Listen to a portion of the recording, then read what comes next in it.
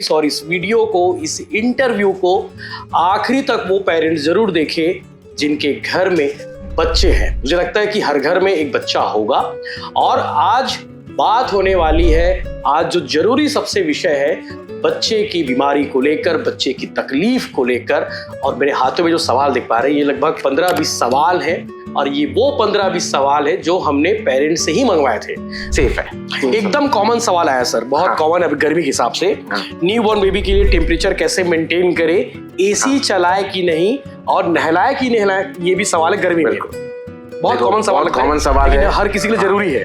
देखिए एक सर सवाल है लेकिन मुझे समझ नहीं आया है, सीपी चाइल्ड को लेकर कोई जानकारी बताए। राजकुमार शर्मा जी है, इन्होंने लिखा है सीपी चाइल्ड। क्या सीपी चाइल्ड होता है? ओके, ये थोड़ा मेडिकल टर्म यूज किया राजकुमार शर्मा जी ने। सीपी मतलब होता है सेरेब्रल पाल्सी। भूपेंद्र जी है सर, सवाल करते हैं कि सर मेरा बच्चा खाना नहीं खाता है, 3 साल का है, दूध बस पीता है, क्या करना चाहिए इसके लिए, जरूरी बताना सर। सपोज एक बच्चा 2 लीटर दूध पी रहा है जी, तो उसके ऊपर से खाने को बचा क्या उसके लिए, तो वो खाना ही नहीं खाएगा। लेकिन दूध में सारे पोषण नहीं मिलता है। बहुत इंपॉर्टेंट सवाल है और मुझे लगता है कि हर घर का ये सवाल है कि बच्चे मोबाइल खूब यूज कर रहे हैं, बिना मोबाइल के खाना नहीं खाते हैं, बिना मोबाइल की वो अलग से बैठते भी नहीं है। क्या करें, बच्चों को कैसे मोबाइल से दूर रखा जाए, कोई ट्रिक, कोई जादू की छड़ी? 12 साल की उम्र में बच्चे सबसे ज्यादा यौन शोषण के शिकार हुए, हम बनाते भी स्टोरी इस टाइप की। लड़के और लड़कियां दोनों समान रूप से इसके शिकार हो रहे हैं और स्कूलों में भी इसके साथ यौन शोषण के मामले सामने आ रहे हैं। 90% से ज्यादा मामलों में माता पिता और परिवार के लोगों को इस बात का पता ही नहीं चल पाता कि उनके बच्चों के साथ यौन शोषण हुआ है। और यशवंत भैया आप जरूर पूछिएगा कि कैसे बच्चों को सतर्क और सुरक्षित रखा जा सकता है ताकि उनके साथ ये पीड़ा ना हो, ये चीजें ना हो। बहुत इंपॉर्टेंट टॉपिक है, बिल्कुल। और इसके लिए अकेला एक चाइल्ड स्पेशलिस्ट तो कुछ नहीं कर सकता। इसके लिए तो पूरी एक इसके लिए टीचर्स का रोल सबसे ज्यादा इंपॉर्टेंट है।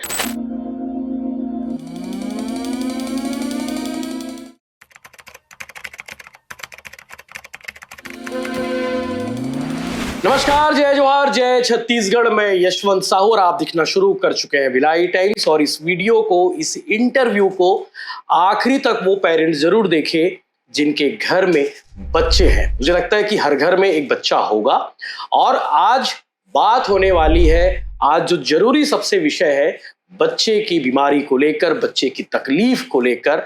और मेरे हाथों में जो सवाल दिख पा रहे हैं ये लगभग 15-20 सवाल हैं और ये वो 15-20 सवाल है जो हमने पेरेंट्स से ही मंगवाए थे, भिलाई, दुर्ग और छत्तीसगढ़ की जनता से मंगवाए थे। हमने पूछा था बच्चों को लेकर किसी प्रकार का कंसर्न हो, कोई तकलीफ हो, कोई परेशानी हो, कोई सवाल हो तो आप हमें कमेंट करके बताइए। तो ये वही सवाल है जो हमने पूछे थे और सवाल जब आए, उन सवालों को हमने जब पढ़ा तो हम खुद भी हैरान हो गए कि भैया बच्चों को लेकर पेरेंट्स के पास कितने सारे सवाल हैं और वो सवाल वाजिब है। मेरे साथ में है डॉक्टर सत्येन ज्ञानी सर, और सत्येन ज्ञानी सर जो है शिशु रोग विशेषज्ञ है, लगभग 15-20 वर्षों का गहरा अनुभव है और बच्चों को लेकर जो इनकी पकड़ है, बच्चों की बीमारी को लेकर जो पकड़ है, बच्चे के चेहरा दिखते ही वो बता देते हैं कि बच्चे को हो क्या रहा है, बच्चा चाहता क्या है।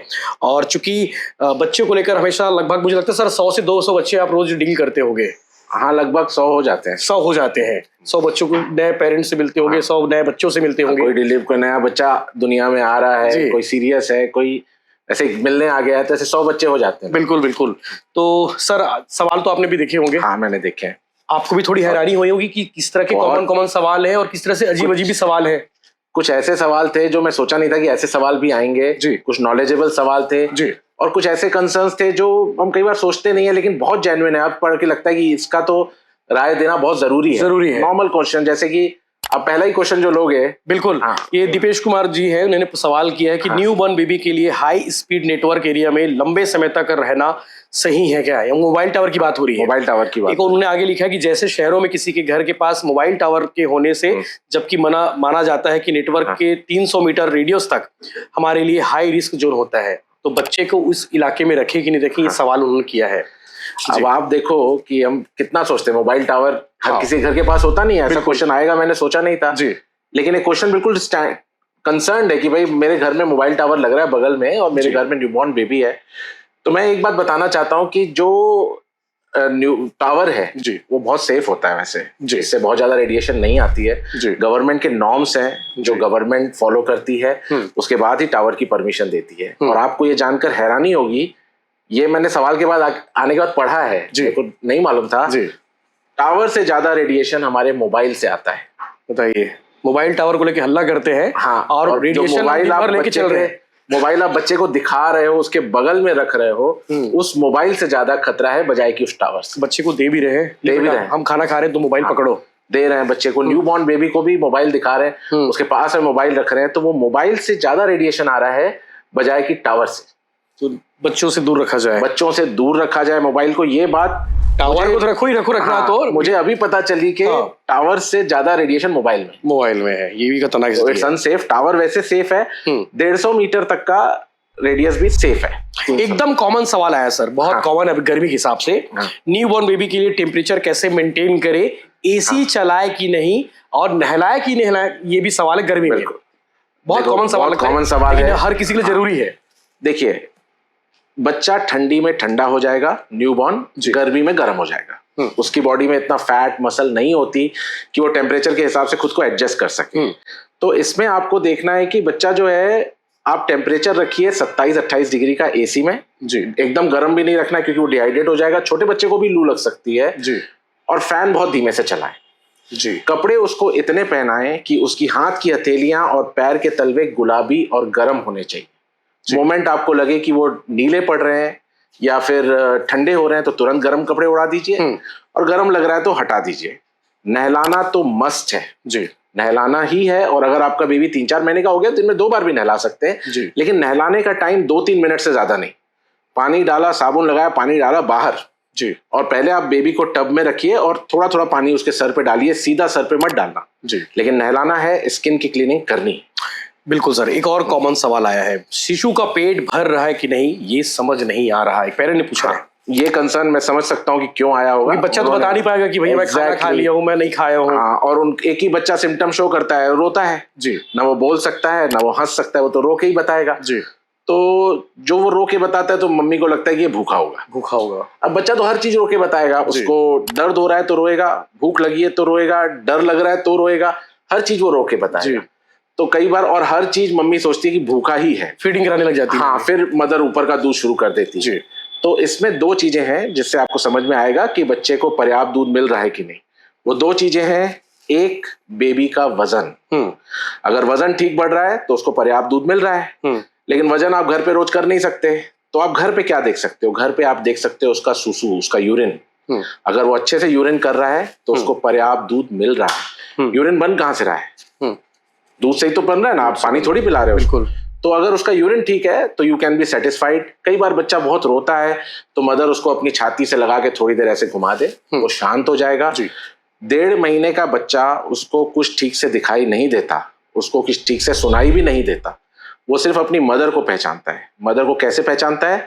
उसकी बॉडी की स्मेल से। तो बच्चा डरता है तो मदर उसको फीडिंग के लिए उठाती है तो मदर के पास आ जाता है, चुप हो जाता है। एनी टाइम हमेशा रहता है, हमेशा रहता है। तो मदर को लगता है कि ये भूखा है, लेकिन एक्चुअली उसको मदर के पास आना है। तो बस उसको प्यार से हैंडल करिए। शुरू के 1-1.5 महीने ऐसा होता है। एक सर देवबीर सिंह जी है, उन्होंने एक सवाल किया कि मेरा बेबी फार्मूला फीड पर है, तो फार्मूला फीडिंग से रिलेटेड इशू को माता पिता कैसे ठीक से फेस करे, जैसा कि कौन सी बोतल यूज करनी है और बोतल कैसे वॉश करे, कौन सा ब्रांड का फार्मूला पाउडर यूज करे, क्या सभी फार्मूला पाउडर सेम होते हैं। एक और उन्होंने आगे लिखा है कि फार्मूला पाउडर से क्या अच्छी ग्रोथ होती है, बेबी की एज दिक्कत तो नहीं है, ये भी सवाल। देवबीर जी, मैं एक बात बोलूंगा, सबसे अच्छा दूध माँ का ही होता है जी। उसके अलावा कोई और दूध अच्छा नहीं होता है। पहली चीज, कंसर्न ये होता है कि माँ का दूध नहीं आ रहा, यही सोच के लोग माँ का ऊपर का दूध चालू कर देते हैं। तो ऊपर का दूध माँ के दूध से हमेशा इंफीरियर होगा, वो कोई फैक्ट्री में नहीं बन रहा है, वो गाय का ही दूध है जो सुखा के बनाया गया है पाउडर रूप में। वही तो पाउडर रूप में आपके पास आता है, कोई फैक्ट्री में थोड़ी दूध बनता है जी। तो सबसे पहली चीज, माँ के दूध के बदले और कोई दूध नहीं है। अब अलग अलग दूध पाउडर्स आते हैं, कुछ बेसिक होता है, वो थोड़ा सस्ता पड़ता है, तो उसमें गाय का ही दूध होता है। फिर उसमें कुछ चीजें ऐड की जाती हैं, जैसे विटामिन मिनरल्स कुछ ऐड किए जाते हैं, तो वो दूध पाउडर थोड़ा महंगा होते जाता है। तो जितना जो थोड़ा महंगा है वो उसमें उतना विटामिन मिनरल्स, आयरन, DHA ये सब ऐड किया गया है। तो जनरली तो हम यही रिकमेंड करेंगे कि बच्चा माँ के दूध पे रहे। माँ के दूध पे ज्यादा अच्छी ग्रोथ मिलेगी फॉर्मूला फीड से। अगर आप थोड़ा माँ का और थोड़ा फॉर्मूला फीड दे रहे हो तो उतनी अच्छी ग्रोथ नहीं मिलेगी, ये बात आप याद रखना। अगर 100% फार्मूला फीड पे है, जैसे मतलब एक ही दूध है अगर जी, या तो माँ का या फार्मूला, तो आपको ज्यादा अच्छी ग्रोथ उसमें मिलेगी, बट हम चाहते हैं कि माँ के दूध पे ही रहे। बिल्कुल। बॉटल का ऐसा है कि बॉटल आप स्टील की यूज करिए या फिर आजकल अच्छे अच्छे मटेरियल जैसे फिलिप्स वगैरह के आते हैं वो यूज करिए। उसको डिटर्जेंट वार्म वाटर में क्लीन करिए, उसको सुखाइए अच्छे से। अगर उसमें कुछ भी कचरा दिख रहा है तो बॉटल तुरंत चेंज करिए। और निप्पल को आप 3-4 निप्पल्स रखिए और हर बार नई निप्पल यूज करिए। जब भी आप फीड करा रहे हो हर बार उसको डिटर्जेंट से क्लीन करके ही यूज करें। सर निप्पल वाला इशू तो बहुत कॉमन है, लोग मुझे लगता है कि आपने 3-4 निप्पल यूज करने कहा और हर बार नई निप्पल यूज करने कहा। नई निप्पल मतलब ये धोके हाँ। लेकिन यहाँ तो एक बार जो निप्पल लगा हुआ है वही निप्पल वही चलता रहता है, फिर वो कभी गिर जाता है, फिर वही बच्चे के मुंह में डाल देते हैं, कपड़े में इधर पड़ा है उधर पूरा बच्चे के मुंह में फंगल इन्फेक्शन हो जाता है और it's a very common problem. सही है, वाइट छाले हो जाते हैं। लोकेश जसवाल है सर, इन्होंने एक सवाल किया है कि बच्चे का पोषण आहार अच्छे से हो रहा है कि नहीं, फिर भी बच्चे के चेहरे पर सुस्तीलापन आ रहा है और पतला होगा मुझे हाँ, लगता है बच्चे का कोई सर्दी जुकाम बुखार नहीं रहता, फिर भी बच्चे का शरीर गर्म, इसका क्या कारण है? बच्चे का शरीर गर्म होना एक अच्छी बात है। बच्चों का मेटाबॉलिज्म बड़ों से थोड़ा ज्यादा होता है और वो गर्म फील कर सकते हैं। लेकिन अगर आपको लग रहा है, डाउट है, तो हमेशा टेम्परेचर चेक करिए। अब वो गर्म फील हो रहा है लेकिन टेम्परेचर नाप रहे हैं तो 99 से कम है, तो दैट मीन्स वो एक नॉर्मल टेम्परेचर है। कई बार हमारा हाथ ठंडा होता है तो हम टच करते तो हमें गर्म लगता है, तो और एक्चुअल में वो टेम्परेचर नॉर्मल होता है। और बच्चे अगर थोड़ा सा गर्म फील करते हैं तो इट्स अ गुड थिंग। अगर वो फीवर नहीं है तो यानी वो बच्चे का मेटाबॉलिज्म अच्छा है, बच्चा एक्टिव है, तो उसको आप बीमारी के रूप में मत लीजिए। 2 साल के बाद बच्चा आपको पतला ही लगेगा। क्यों लगेगा? क्योंकि उसका उतना वेट नहीं बढ़ता जितनी उसकी हाइट बढ़ती है। आप वेट नापने जाओगे आपको वेट पहले से ज्यादा मिलेगा, लेकिन हाइट आपको बढ़ती हुई मिलेगी। एक बच्चे के सर एवरेज एज में वेट कितना होना चाहिए? एवरेज देखिए, जनरली कई लोग ये भी घबराते हैं कि भाई बच्चा कमजोर है, ये कैसे पता चलता है कि बच्चा जब पैदा होता है कितना होना? देखो, दिखने में हेल्दी होना हेल्दीपन की साइन नहीं है। हेल्दी होना हेल्दीपन की साइन नहीं है जी। बच्चा दुबला पतला है लेकिन वो एक मोटे बच्चे से ज्यादा हेल्दी हो सकता है अगर वो एक्टिव है। सारा कुछ डिपेंड करता है उसके मसल मास पे। उसका मसल मास कैसा है, वो ज्यादा एक्टिव है, उसमें कोई कमी नहीं है, आयरन की कमी नहीं है, विटामिन की कमी नहीं है, दौड़ता कूदता फांदता रहता है, तो उसका वेट अगर थोड़ा धीमा बढ़ रहा है तो ये कोई साइन नहीं है कि वो एक कमजोर बच्चा है। कमजोर बच्चा वो है जो सुस्त रहता है, चिड़चिड़ करता है, उसमें बहुत सारी कमियां हैं। एक बच्चा जो है वो 2 साल में 15 किलो का भी हो सकता है लेकिन आपको उसमें बहुत सारी कमियां मिल जाएंगी, और 2 साल पे आपको 8 किलो का भी बच्चा मिलेगा जो हमारी तरफ से हम बोलेंगे कि एक हेल्दी बच्चा है। तो वेट अकेला क्राइटेरिया नहीं होता है, सबसे पहली चीज। और बच्चे का आज जैसे वेट है तो ये वेट इसका सही है कि नहीं, ये कैसे पता चलेगा? इसके पुराने वेट से जी। वो प्रॉपर ग्रो हो रहा है कि नहीं। अगर कोई बच्चा 2 किलो का पैदा हुआ और एक बच्चा 3.5 किलो का पैदा हुआ तो दोनों एक साल पे बराबर वजन नहीं हो सकते ना जी। कोई 2 किलो का पैदा हुआ तो वो 7 किलो पहुंचेगा, 3.5 किलो वाला 10 किलो पहुंचेगा 2 साल में, 1 साल में। मतलब रफली आप समझ के चलिए कि जो बच्चे का वजन बर्थ पे होता है उससे दुगना होता है 6 महीने पे, तिगुना होता है 1 साल पे, और 4 टाइम्स होता है 2 साल पे। ये रफली हम अगर 2 साल का बच्चा है वो 8 किलो है 2 साल पे, 2 किलो का पैदा हुआ था और 2 साल पे 8 किलो है, सोके 4 टाइम्स हो गया ना। तो आप पुराना भी तो वेट देखिए कि पुराने वेट से कितना बढ़ा है। ठीक है, पहले मेरे जेब में 1000 रुपए थे, आज मेरे जेब में लाख रुपए हैं, तो मैं तो खुश हूं ना। अब किसी के जेब में 5 लाख है तो मैं उसको देख के डिप्रेस थोड़ी हो जाऊंगा। मैं तो बेटर हूं ना, मैं कहां से शुरू किया मुझे वो देखना है, संतुष्टि देखनी है। हाँ। बिल्कुल। एक सर सवाल है लेकिन मुझे समझ नहीं आया है, सीपी चाइल्ड को लेकर कोई जानकारी बताएं। राजकुमार शर्मा जी है, इन्होंने लिखा है सीपी चाइल्ड। क्या सीपी चाइल्ड होता है? ओके, ये थोड़ा मेडिकल टर्म यूज किया राजकुमार शर्मा जी ने। सीपी मतलब होता है सेरेब्रल पाल्सी, और अगर ये पूछ रहे हैं तो मुझे लग रहा है कि शायद इनके कोई नोन टू या इनके घर में कोई होगा बच्चा।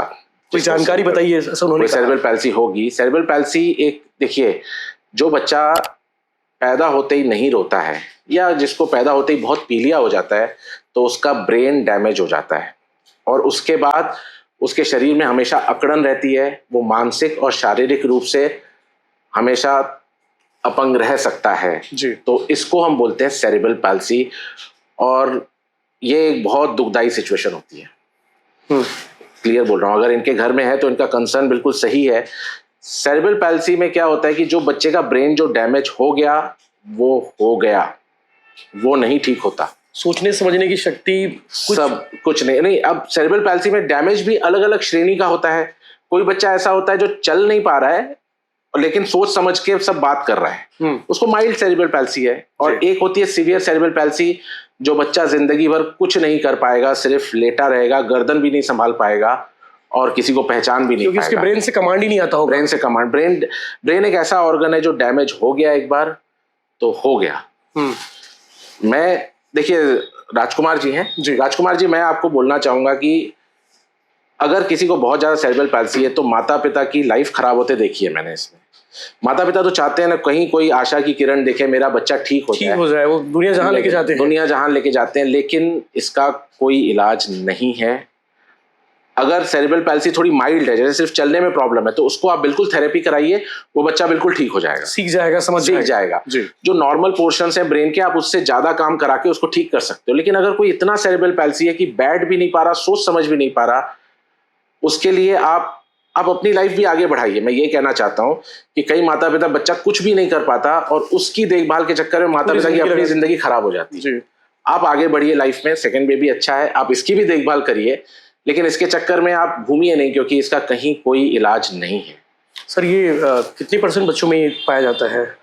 आमतौर पे अभी, पहले तो इंडिया में बहुत ज्यादा होता था, पहले मतलब माँ बाप बच्चे भी ज्यादा पैदा करते थे, एक दो को सेरेब्रल पैल्सी होती थी, बहुत कॉमन होता था। आजकल डिलीवरी जहाँ पे करा रहे हैं, अच्छी अच्छी जगहों पे लोग डिलीवरी करा रहे हैं, जब बच्चे को पैदा होते ही तुरंत केयर मिल सके, तो सेरेब्रल पैल्सी कम हुई है। लेकिन आज भी हर 100 में 1 से 2 बच्चों को एक बच्चे को होने का चांस रहता है, 100 बच्चे जो पैदा हुए। जी, बहुत अच्छा सवाल, बहुत अच्छी जानकारी दी सर आपने, थैंक यू।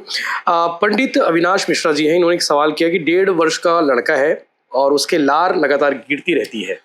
ओके, अविनाश, लार को लेकर आप वो भी स्पष्ट कर दी कि लार कब तक गिरता है, कब गिरना चाहिए, सही है? लार गिरने का कारण होता है दांत आना, और कुछ नहीं है। दांत की वजह से हमारे मसूड़ों तेरे हैवी हो जाते हैं, तो बच्चा अपना मुंह थोड़ा खुला रखता है, तो लार गिरती रहती है।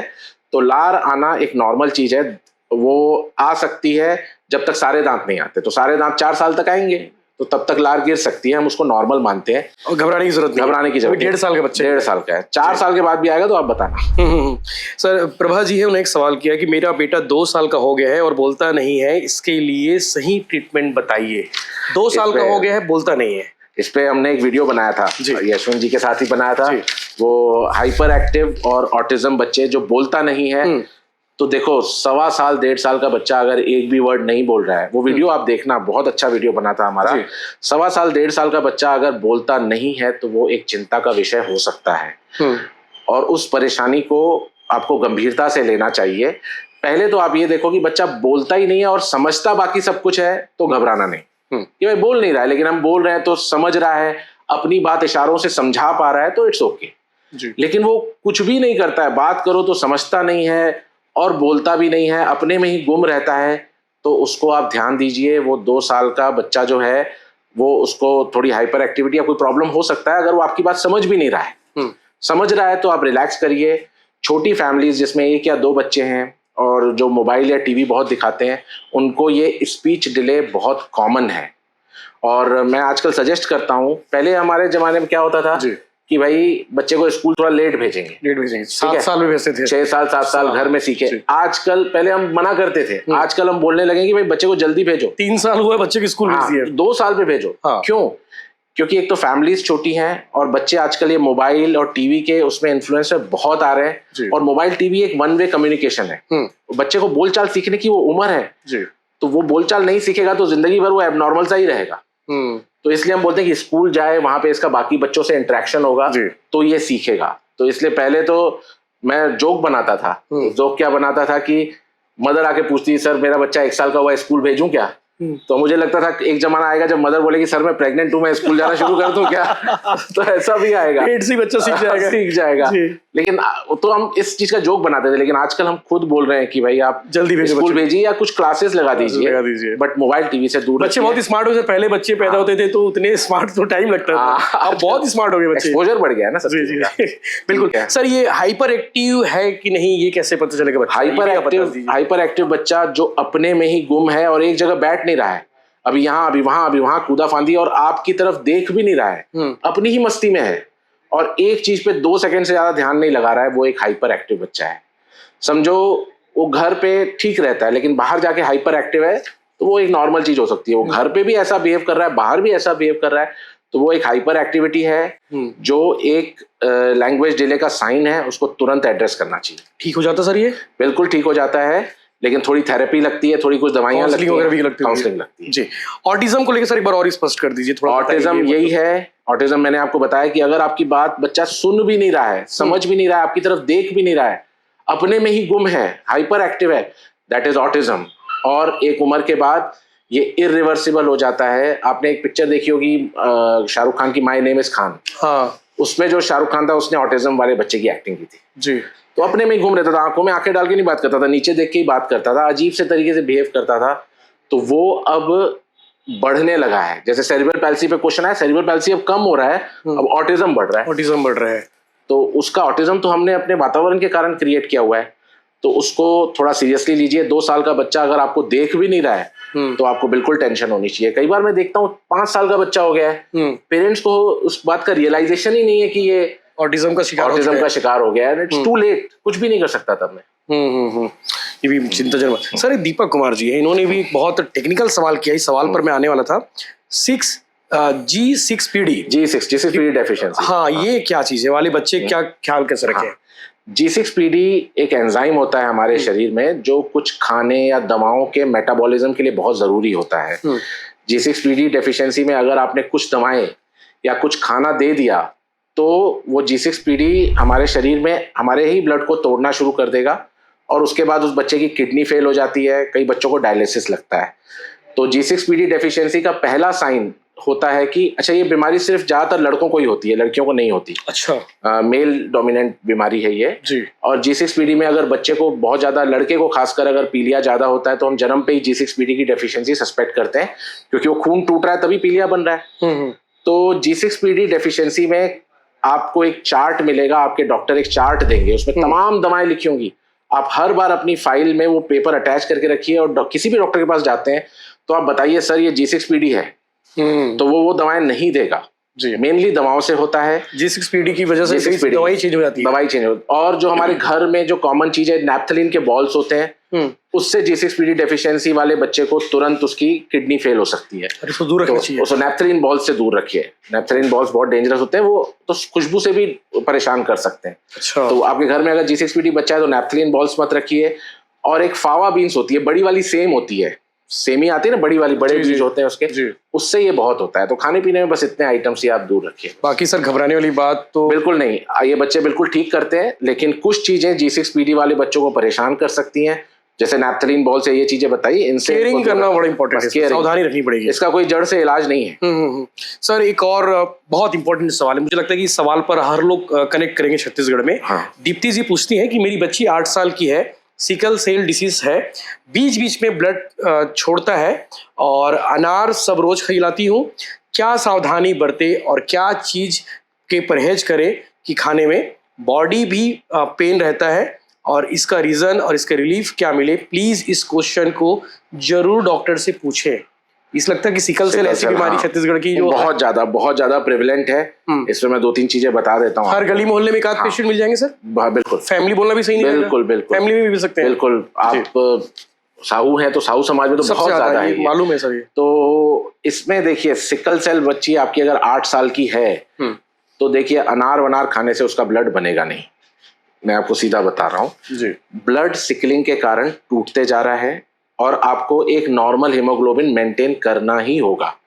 आपको कोई सिकलिंग वाला मरीज ऐसा दिखेगा जिसको साल में एक बार या 2 साल में एक बार ब्लड चढ़ता है, और कोई सिकलिंग वाला मरीज ऐसा दिखेगा जिसको हर 15 दिन में खून चढ़ाना पड़ रहा है। अलग अलग सीरियसनेस की वैरायटी होती है, लेकिन हीमोग्लोबिन को आप 8 या 8.5 9 से नीचे मत जाने दीजिए। क्यों? आप ये मत सोचिए कि मैं अनार खिलाऊंगी या कुछ खिलाऊंगी तो हीमोग्लोबिन बढ़ जाएगा, ऐसा नहीं होने वाला। ब्लड चढ़ाना पड़ेगा, उसके शरीर में ब्लड टूट रहा है, कोई चीज की कमी नहीं है, तो ब्लड चढ़ाने से ही ऊपर आएगा। अगर उसका ब्लड कम होगा तो वो जो सिकलिंग वाले सेल्स होते हैं वो जाके हड्डी में फंसते हैं, इसलिए आपके बच्चे को दर्द रहता है।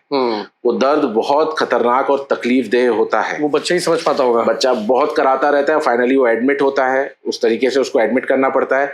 और अगर आप बार बार हीमोग्लोबिन कम होने देंगे तो बच्चे की तिल्ली बढ़ जाएगी और फाइनली वो तिल्ली भी निकालनी पड़ेगी हमें। तो तिल्ली क्या होता है सर? तिल्ली स्प्लीन होता है जी। जो हमारे मतलब ब्लड का गेट कीपर होता है, कचरे को जाने से रोकता है। सिकलिंग को जो रोकते रोकते ना खुद इतना बड़ा हो जाता है कि वो खुद ही बहुत खून पीने लग जाता है। तो हर हफ्ते खून चढ़ाना पड़ता है। तो फाइनली, और तिल्ली बहुत जरूरी ऑर्गन है, उसको निकालना फिर आपको आगे इन्फेक्शन होने का खतरा रहता है, तो रिस्क है वो। रिस्क है। तो तिल्ली को भी ठीक रखना है तो आप हीमोग्लोबिन मेंटेन करिए, उसमें ब्लड चढ़ाने में कंजूसी मत करिए, ब्लड चढ़ाइए। अगर जरूरत है तो उस चीज को एक्सेप्ट करिए, खान पान से नहीं होगा। आजकल हर सिकलिंग वाले बच्चे को एक हाइड्रोक्सी यूरिया नाम का कैप्सूल गवर्नमेंट फ्री में देती है। उससे काफी परेशानियां सिकलिंग की कम हो जाती हैं, वो लाइफ लॉन्ग लेना पड़ेगा। Maximum sickling patient folic acid लेते हैं, उनको लगता है कि फॉलिक एसिड से सब होगा, उससे कुछ नहीं होता है। हाइड्रोक्सी यूरिया काम की दवाई है, तो हाइड्रोक्सी यूरिया आप जरूर लीजिए। वो आप लगाते रहेंगे तो ये जो दर्द के एपिसोड हैं ये होना कम हो जाएगा। जी। 3 चीजें बहुत जरूरी हैं सिकलिंग में, एक हाइड्रोक्सी यूरिया, दूसरा उसको पानी बहुत पिलाना है। अगर उसके शरीर में पानी की कमी हो गई तो सिकलिंग बहुत तेजी से बढ़ेगा। तो पानी बहुत पिलाइए तो ये पेन होना कम हो जाएगा। हाइड्रोक्सी यूरिया दीजिए, पेन होना कम हो जाएगा। ब्लड को हमेशा आप 8.5-9 के ऊपर मेंटेन करके चलिए। और चौथी चीज, बच्चे को निमोनिया या इन्फ्लुएंजा के वैक्सीन आप जरूर लगाइए। इन लोगों को ये इन्फेक्शन होने का खतरा रहता है। बिल्कुल सर, एक सवाल इसी में मेरा है कि क्या सिकलिन के जो कपल होते हैं, चाहे भाई पति पत्नी में से किसी एक को सिकलिन है, तो अगर वो बच्चे करते तो बच्चे में भी सिकलिन आ सकता है? बिल्कुल, बच्चे को सिकलिंग तभी होगा अगर माता पिता, देखो सिकलिंग में जैसे एक फादर है जिसको सिकलिंग की बीमारी नहीं है जी, लेकिन उसमें सिकलिंग का 25% अंश है, उसको बोलते हैं हम माइनर सिकलिंग। माइनर सिकलिंग में अगर फादर को 25% अंश है और मदर भी माइनर सिकलिंग है जिसमें मदर में भी 25% अंश है, उनकी शादी हो जाए तो उनके बच्चे को सिकलिंग होने का लगभग, मतलब हर प्रेगनेंसी में 25% चांस है कि बच्चे को फुल सिकलिंग होगा। 25% है हर प्रेगनेंसी में। 50%, 100% भी हो सकता है। 100% भी हो सकता है। 25% मतलब एक 75, हर प्रेगनेंसी में 75% चांस है कि नहीं होगा। 25% आपकी किस्मत है जी। मैंने कई माता पिता देखे हैं, वो दोनों माइनर सिकलिंग है, 4 बच्चे हैं, किसी को भी नहीं है। ऐसे और मैंने ऐसे भी देखे हैं जिनको माइनर सिकलिंग है, सिर्फ 2 बच्चे हैं और दोनों को फुल सिकलिंग। ऐसे ज्यादा उनकी लाइफ बहुत खराब है जी। वो बच्चों को यही, उनकी लाइफ ही इसी में गुजर जाती है। तो शादी से पहले आजकल समाज में चीज चल रही है, सिकलिंग टेस्ट हो रहा है आजकल हमारे समाज में। सिकलिंग टेस्ट करा के देखो, अगर फादर में 25% अंश है और मदर बिल्कुल नॉर्मल है तो आपके बच्चे को सिकलिंग नहीं होगा। 0%। जैसे मैं माइनर हूं जी और अगर मेरी वाइफ नॉर्मल है तो हमारे बच्चों को सिकलिंग नहीं होगा, लेकिन मैं माइनर हूं और वो भी माइनर है तो फिर प्रॉब्लम होगा, चांसेस है। तो माइनर की शादी माइनर से नहीं होना चाहिए, माइनर की शादी नॉर्मल से होनी चाहिए। माइनर अपने आप में जिंदगी भर नॉर्मल रहेगा जी, लेकिन माइनर मिल के एक सिकलिंग बच्चा पैदा कर सकते हैं। तो इसको हम बोलते हैं हेल्थ कुंडली मिलाना। आजकल हमारे में वर्ड होता है बिल्कुल हेल्थ कुंडली मिलाना, कि भाई आप ये भी चेक, मैं एक सिंधी हूँ, जन्म कुंडली चेक करते हैं लेकिन ये हेल्थ कुंडली हम लोग छोड़ देते हैं। ये बड़ा, मैं एक सिंधी हूँ तो हमारे समाज में थैलेसीमिया बहुत ज्यादा है जी। थैलेसीमिया भी बिल्कुल सेम टाइप की बीमारी है। तो अब हम चेक कराते हैं कि भाई वो माइनर थैलेसीमिया तो नहीं है, नॉर्मल है, तो माइनर वाले को नॉर्मल से शादी करा दो, सब नॉर्मल रहेगा। बिल्कुल सर, सिकल सेल की जांच जो है कहाँ हो सकती है और कैसे हो सकती है? सिकल सेल की जांच बहुत इजी है। उस जांच को HB इलेक्ट्रोफोरेसिस बोलते हैं। वो यहाँ पे कहीं पे भी लैब में हो जाती है, GT में और ज्ञानी लैब में होती है और सेम डे रिपोर्ट भी मिल जाती है। 1 टाइम कराना है। खत्म कैसे करें इन बीमारियों को? मतलब एक बड़ा सबसे बड़ा सवाल ये। खत्म ऐसे ही कर सकते हो कि माइनर की शादी नॉर्मल से कराओ, सिकलिंग पैदा ही नहीं होगा ना बच्चा, और 1, 2, 3 जनरेशन के बाद सब बच्चे नॉर्मल हो जाएंगे, तो सिकलिंग की कहानी खत्म हो जाएगी। वाकई में ऐसे ही तो आप खत्म कर पाओगे। आप माइनर की शादी कराते रहोगे तो कैसे संख्या बढ़ती जाएगी, वो बढ़ते जाएगी जी। भूपेन जी है सर, एक सवाल करते हैं कि सर मेरा बच्चा खाना नहीं खाता है, 3 साल का है, दूध बस पीता है, क्या करना चाहिए इसके लिए? जरूरी बताना सर। देखो, दूध पीता है, शरीर दूध तो कैलोरीज दे रहा है ना उसको, तो उसके शरीर, उसकी ग्रोथ देखनी पड़ेगी कैसी है जी। लेकिन दूध से उसको तमाम कैलोरीज मिल रही है तो खाना ही नहीं खाएगा। सपोज एक बच्चा 2 लीटर दूध पी रहा है जी, तो उसके ऊपर से खाने को बचा क्या उसके लिए, तो वो खाना ही नहीं खाएगा। लेकिन दूध में सारे पोषण नहीं मिलता है, दूध में फाइबर नहीं मिलते, विटामिन नहीं मिलते, मिनरल्स नहीं मिलते। सिर्फ दूध पे रहने वालों को आयरन डेफिशिएंसी होने का चांसेस ज्यादा रहता है। तो हम ये रिकमेंड करते हैं कि भाई आप उसके दूध को आधा लीटर या 3 पाव तक लिमिट कर दीजिए जी। फिर जो बची हुई भूख है उसमें आप खाना दीजिए जी। अगर वो हर बार रोएगा, शुरू में क्या करेगा बच्चा, रेजिस्ट करेगा ना, नहीं मेरे को नहीं खाना है, दूध ही दो, क्योंकि वो तो जब से पैदा हुआ है दूध ही पी रहा है। एक दिन में कोई कैसे चेंज हो जाएगा। लेकिन आप धीरे धीरे दूध को कम करके आधे लीटर तक लाइए, आपका बच्चा खाना खाने लग जाएगा। और दूध से फिर बाकी प्रॉब्लम्स जो हो रहे हैं जैसे पॉटी टाइट, कॉन्स्टिपेशन, ये सब नहीं होगा। बिल्कुल। एक बहुत कॉमन सवाल है कि खाने में क्या सही रहेगा इन बच्चों के लिए गर्मी में, बच्चे खाना नहीं खाते हैं। और एक और सर, 2 साल के बेबी का हाइट और वेट कितना होना चाहिए? 2 साल के बेबी का एवरेज, देखो मैंने आपको क्या बताया कि बच्चे का जन्म पे वजन कितना था, जन्म के वजन जितना था उससे लगभग 4 गुना होना चाहिए। 3 किलो का बच्चा है तो 11-12 किलो, it's a fair weight. Height होनी चाहिए लगभग 85 सेंटीमीटर, यानी 3 फुट से थोड़ा सा कम। नॉर्मल जो बच्चा पैदा होता है वो 50 सेंटीमीटर का होता है, 1 साल पे वो 2.5 फुट का हो जाता है और 2 साल पे लगभग 3 फुट। बिल्कुल। गर्मी को लेकर सवाल है कि गर्मी में कौन सी बीमारियां ज्यादा होती हैं बच्चों में, और डिहाइड्रेशन से कैसे बचे, और क्या बच्चों को घर से नहीं निकलने देना चाहिए? तो हर पेरेंट्स करते ही, बेटा बाहर नहीं निकलना, बाहर नहीं निकलना। देखो घर में क्यों नहीं निकलने दो, बच्चे को धूप कहाँ से मिलेगी, विटामिन डी कहाँ से मिलेगा जी। बट जो पीक धूप का टाइम है उसमें आप थोड़ा सा घर में रख सकते हो उसको। धूप से लगने वाली प्रॉब्लम्स के होने कारण वाले बीमारी डिहाइड्रेशन ही तो है। बिल्कुल सर, डिहाइड्रेशन। आप हाइड्रेशन अच्छा रखो, बच्चे को पानी पिलाते रहिए, खाना कम खाए चलेगा लेकिन पानी पिलाते रहिए। पानी, इलेक्ट्रॉल, ORS, नारियल पानी, छाछ, ये सब अच्छे ड्रिंक्स हैं, ये आप पिला सकते हैं। कई लोग गन्ना रस पीते हैं कि डिहाइड्रेशन हो रहा है, इसमें पॉइंट ग्लूकोज पानी पी लेते हैं, ऐड भी आती है ग्लूकोज, बच्चा डिहाइड्रेट हो गया, ग्लूकोज पानी पिलाया, शक्ति बढ़ जाती है। ये सब चीजें डिहाइड्रेशन को बढ़ाती हैं। जो आप मीठा खाओगे तो उससे डबल वो यूरिन में निकल जाएगा, तो 5 मिनट के लिए तो आपको अच्छा लगेगा लेकिन 1 घंटे के बाद आपको डबल प्यास लगेगी। तो मीठा जो भी जूस आप ये पीते हो ये डिहाइड्रेशन दूर नहीं करता है, ये मैं भ्रांति आपकी मिटा दूं।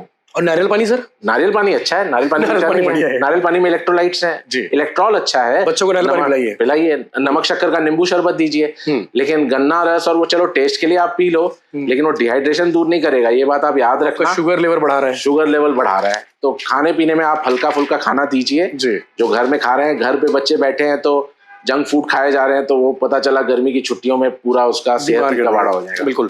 मेनका जी सर एकदम बहुत सही सवाल करी है कि मेरी बच्ची 4.5 साल की है और अपने हाथ से खाना नहीं खाती, हालांकि किसी भी तरह से स्क्रीन से दूर है, बट खेलते हुए खाना ही नहीं चाहती है, और 2.5 साल का बेटा भी है, और बच्चों को खुद से खाना कैसे सिखाने में पूछा। देखो बहुत सिंपल सा जवाब है इसका। देखिए हम बच्चों को सोचते हैं कि क्वालिटी टाइम कौन सा दें, ऐसा क्वालिटी टाइम जो बच्चा आपसे जुड़े, आपसे सीखे, आपसे समझे। आपको पता है क्वालिटी टाइम सबसे ज्यादा कौन सा होता है? सबसे ज्यादा क्वालिटी टाइम होता है जब आप साथ में बैठ के खाना खाते हो। खाना खाते समय जो आप काम करते हो वो बच्चा उससे हमेशा के लिए जुड़ जाता है।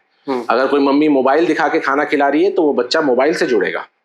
अगर फैमिली साथ बैठ के खा रही है और वो एक क्वालिटी टाइम है तो बच्चा उस फैमिली के साथ जुड़ेगा। तो सबसे सही रास्ता ये है कि आप साथ में बैठ के खाइए, फैमिली साथ में बैठे, मम्मी अपनी थाली ले, वही खाना बच्चे की थाली में होना चाहिए और बच्चे को दीजिए कि बेटा तू खा। 90% खाना वो गिरा देगा, गिराने दीजिए ना, धीरे धीरे ही तो सीखेगा। आप सोचो कि मेरा बच्चा पहले ही दिन से ऐसा खाए कि वो गिरे ही नहीं, तो वो नहीं होने वाला। बिल्कुल। तो आप बच्चे को इंडिपेंडेंट दीजिए, वो शौक से खाएगा। आप अगर खुद उसको हाथ से खिला रहे हैं, आप शायद ये सोच के खिला रहे हैं कि गिरा रहा है बच्चा, तो उसको गिराने दीजिए। डोंट वरी अबाउट इट, मामूली 1 महीने में सीख जाएगा जी। एक सर रानी जी है सवाल करती है कि बच्ची सूसू पोटी करती है तो बताती नहीं है, क्या करे कि वो बताने लगे? ये बहुत कॉमन सवाल है। देखो रानी जी, आपने एक तो एज नहीं बताई है। हाँ, तो कितने साल की बच्ची है? हाँ, एज कितने साल की है, क्योंकि 1.5 साल तक का बच्चा शायद सूसू बताए नहीं जी। अगर आपका बच्चा 1.5 साल से ज्यादा है तो ये सीरियसली एक चिंता का विषय है। अगर आपका बच्चा बहुत बड़ा है और पहले बताता था और अभी नहीं बता रहा है तो वो भी एक चिंता का विषय है। तो मोस्टली अगर बड़े बच्चे सूसू पोटी नहीं बता रहे हैं तो उसकी जड़ में होता है कॉन्स्टिपेशन। वो बता क्यों नहीं रहा है, यानी वो कॉन्स्टिपेशन क्यों होता है बच्चों को, वो पोटी रोकते हैं, करते नहीं है, तो रोकते रोकते रोकते टाइट हो जाती है, तो करने में दर्द होता है, तो फिर वो और रोकते हैं। तो जब वो लोग रोकते हैं तो वो बताते नहीं है। तो मोस्टली अगर आपका बच्चा सूसू पोटी नहीं बता रहा है और वो बड़ा बच्चा है तो चांसेस है कि वो रोक रहा है, पूरी ताकत से रोक रहा है, और जब उसकी क्षमता से ज्यादा प्रेशर बन जाता है तो वो पोटी निकल आती है जो उसको पता भी नहीं चलता। उसको तो लगता है कि मैंने रोक ली जी। तो आप ये ध्यान दीजिए कहीं उसको कब्ज तो नहीं है, कॉन्स्टिपेशन तो नहीं है, वो रोक तो नहीं रहा है जी। ठीक है, तब वो रोक। रागिनी जी सर एक सवाल किए हैं और मुझे लगता है कि ये सवाल उनके लिए है जो हर बात पे रोते हैं बच्चे। हाँ। बच्चा खाना खाएगा तब भी रोएगा, बच्चा को बाथरूम लगेगा तब भी रोता है। ये सवाल उन्होंने किया है कि बच्चे बात बात पे रोने लगते हैं, ये हैबिट है, ये बीमारी है? उन्होंने सवाल किया है। कोई बीमारी नहीं है, इसको हम बोलते हैं टेम्पर टेंट्रम्स। टेम्पर टेंट्रम्स होता है कि बच्चा जिद करता है। 8-9 महीने की उम्र के लगभग बच्चा जिद करने लगता है चीजों को मांगने के लिए। शुरू में जिद कैसे करता है? वो चिल्लाएगा, रोएगा, फिर उसके बाद जमीन पे लेट जाएगा, फिर उसके बाद खुद को ऐसे सर पटकेगा, खुद को मारेगा, फिर आपको मारेगा, और धीरे धीरे धीरे धीरे वो ये देखता है कि मेरे पेरेंट्स कैसे रिएक्ट कर रहे हैं। तो जब आपके बच्चे में टेंट्रम शुरू हुआ तो उसने देखा कि मैं रो के कोई भी चीज मांगता हूँ तो मेरे को मिल जाती है। ये तो मेरी मम्मी मेरे को बचपन में बहुत किया। तो मेरी मम्मी मेरे को दे देती है। तो अब उसके दिमाग में ये बैठ गया है कि जो भी चीज मांगनी है रो के मांगो, तो वो नेचर ही वैसा बन गया। तो हर घर के बच्चे भी हाँ। तो आप उस समय धीरे धीरे उसकी अब बिहेवियर चेंज करने के लिए, अब वो रो रहा है तो उसको ना उसकी आंखों में आंखें डाल के उस समय मत देखना, रो रहा है छोड़ के आप चल दो, कुछ नहीं होगा। बाहर हर चीज पूरी करते हैं हाँ, वो उसको उसके दिमाग में क्या है कि मैं रोऊंगा तभी मेरे को मिलेगी। अब वो इतनी ज्यादा हो गई है कि वो हर चीज रो के मांग रहा है। तो आप धीरे धीरे उसको काउंसलिंग करिए, जब रो रहा है बेटा तो रोएगा तो नहीं मिलेगा, मैं जा रही हूँ, आप छोड़ के चले जाओ। उसको डराना पड़ेगा। हाँ, अब शुरू में उसको और गुस्सा आएगा कि ये क्या हो रहा है मेरे साथ, उल्टा हो रहा है, उल्टा गुस्सा करेगा वो। लेकिन धीरे धीरे जब वो देखो रोना ना वो हार्डली 10-15 मिनट करेगा, फिर वो नॉर्मल खेलने लगेगा। बच्चे का मूड बदलने में टाइम थोड़ी लगता है। तो जब वो नॉर्मल मूड में आए तब आप उसको समझाइए कि ये गलत है और ये हम तेरी डिमांड पूरी नहीं होगी, तो धीरे धीरे वो सीख जाएगा। बिल्कुल, वाकई में बहुत अच्छा सवाल से जवाब भी, बीमारी वाली बात नहीं है। बीमारी नहीं है। सर, ये राहुल जी इन्होंने सवाल किया कि 5 से 12 साल की उम्र में बच्चे जो सबसे ज्यादा यौन शोषण के शिकार हुए, हम बनाती भी स्टोरी इस टाइप की, लड़के और लड़कियां दोनों समान रूप से इसके शिकार हो रहे हैं और स्कूलों में भी इसके साथ यौन शोषण के मामले सामने आ रहे हैं। 90% से ज्यादा मामलों में माता पिता और परिवार के लोगों को इस बात का पता ही नहीं चल पाता कि उनके बच्चों के साथ यौन शोषण हुआ है। और यशवंत भैया, आप जरूर पूछिएगा कि कैसे बच्चों को सतर्क और सुरक्षित रखा जा सकता है ताकि उनके साथ ये पीड़ा ना हो। ये बहुत इंपॉर्टेंट टॉपिक है। बिल्कुल। और इसके लिए अकेला एक चाइल्ड स्पेशलिस्ट तो कुछ नहीं कर सकता। इसके लिए तो पूरी एक मतलब इसके लिए टीचर्स का रोल सबसे ज्यादा इंपॉर्टेंट है। बिल्कुल, टीचर्स, माता पिता का रोल सबसे ज्यादा इंपॉर्टेंट है जी। तो इसमें आप इंश्योर करिए कि आपके बच्चे जब 3-4 साल के हैं, मतलब जब तक वो छोटे स्कूल में है तब तक तो ठीक है, लेकिन जैसे ही वो ऐसे बड़े स्कूल में जा रहे हैं जहाँ पे 9, 10, 11, 12 के बच्चे भी हैं, स्टाफ भी बड़े बड़े घूम रहे हैं, तो उस बच्चों को ये पता होना चाहिए कि गुड टच क्या है और बैड टच क्या है। इसके बारे में अवेयरनेस बहुत चलाई गई है, वो भी आपको पता होना चाहिए। बच्चे को ये पता होना चाहिए कि मेरे को किसी के साथ अकेले में नहीं जाना है, कहीं पे भी नहीं जाना है अकेले में किसी भी अनजान आदमी के साथ। और वो कैसे टच कर रहा है वो आप बच्चे को भांपना सिखाइए। किसी से भी नया, मतलब कोई अनजाने से तो कुछ भी गिफ्ट या टॉफी या कुछ ना लें, ये तो आपको सिखाना ही है। और बच्चे इसको सीरियसली फॉलो भी करते हैं। लेकिन सब करते हुए भी कई बार आप देखते होंगे, आप ज्यादा जानते हैं कि आप ये केसेस देखते होंगे। तो अगर आपको आपके बच्चे के बर्ताव में कोई चेंज नजर आए कि वो अकेले बैठ रहा है, बात नहीं कर रहा, कुछ गुमसुम सा रह रहा है, खोया खोया सा रहा है, बता नहीं रहा है, 90% बच्चे ये बात बताते नहीं है अगर उनके साथ कुछ गलत हो जाता है तो अगर वो कुछ ऐसा कर रहा है तो उस समय आपको आपका एंटीना खड़ा हो जाना चाहिए, आपको सतर्क हो जाना चाहिए कि कुछ तो गड़बड़ है। ओके तो अगर बच्चे के बिहेवियर में कोई चेंज दिखे तो तुरंत आप टीचर से मिलिए, एक्शन लीजिए, क्या हो रहा है, क्यों हो रहा है, और उस कारण के तहत तक जानिए। बहुत दूसरे कारण भी हो सकते हैं लेकिन ये एक बहुत बड़ा कारण है। और इस कैंपेन को बेहतर ढंग से टीचर्स आगे अच्छे बढ़ा सकते हैं। बिल्कुल, हर स्कूल में ये कंपलसरी होना चाहिए कि good touch bad touch nursery से सिखाया जाए। जी, हालांकि आजकल पुलिस प्रशासन भी साथ में हर स्कूल कॉलेज में पहुंच ही रहे हैं। बिल्कुल सर, आखिरी एक सवाल है, बहुत इंपॉर्टेंट सवाल है और मुझे लगता है कि हर घर का ये सवाल है कि बच्चे मोबाइल खूब यूज कर रहे हैं, बिना मोबाइल के खाना नहीं खाते हैं, बिना मोबाइल की वो अलग से बैठते भी नहीं है। क्या करें, बच्चों को कैसे मोबाइल से दूर रखा जाए? कोई ट्रिक, कोई जादू की छड़ी बताइए। कोई ट्रिक नहीं है, कोई जादू नहीं है, मैं आपको बता रहा हूँ। मतलब मैं तो जी आप इतने बच्चों से मिलता हूँ, पेरेंट्स आते हैं जी, तो मैं देखता हूँ मम्मी मेरे से बात कर रही है कि सर ये दिन भर मोबाइल देखता रहता है। हाँ, फादर साइड में बैठ के मोबाइल देख रहे हैं। अच्छा, बता रही तब भी वो मोबाइल देख रहे हैं। फादर अपना मोबाइल देख रहे हैं जी। तो आप एक बात समझ लीजिए, एक बात मैं आपको क्लियर कर देता हूँ, बच्चा वो नहीं करेगा जो आप उसको करने के लिए कहेंगे। बच्चा क्या करेगा? बच्चा वो करेगा जो आप करते हो जी। आप खुद मोबाइल में बैठे हुए हो, आप दिन भर मोबाइल में बैठे हुए हो और सोते समय भी मोबाइल देख रहे हो, और बच्चे को बोलोगे कि तू मोबाइल मत देख, तो ये तो नहीं होने वाला। ये इसमें आपको सफलता नहीं मिलेगी। ये एक अनुशासन की बात है। बिल्कुल, खुद से छोड़ना पड़ेगा, खुद से छोड़ना, सामने अगर एग्जैक्टली आपको घर में वो कल्चर बिठाना होगा जी। देखिए, शुरू के 2 साल बच्चा लैंग्वेज सीख रहा है, बोलना चलना ये सब सीख रहा है, तो जब वो बोलना चलना सीख रहा है तो ये वन वे कम्युनिकेशन मोबाइल का बिल्कुल नहीं होना चाहिए। आप उस कई पेरेंट्स सोचते हैं सर ये अकेले बैठे करेगा क्या, एंटरटेन कैसे होगा? मैंने कहा आपका काम उसको एंटरटेन करना नहीं है।